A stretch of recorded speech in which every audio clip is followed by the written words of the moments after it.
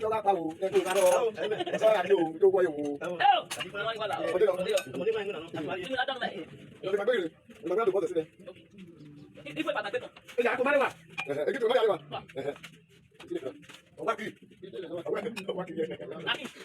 quá kỳ em biết mà sao ở qua ở đâu phải có ra được cái này ủa hay vậy anh biết nó ở đâu phải có anh em có mà una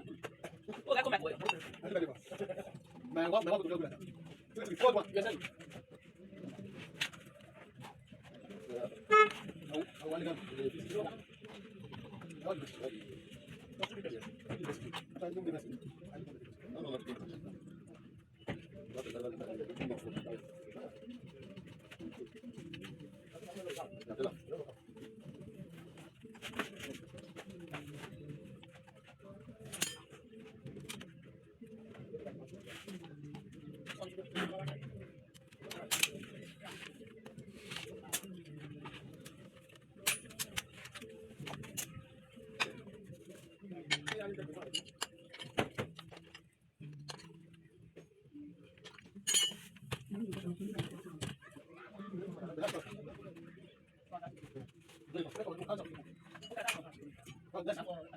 That's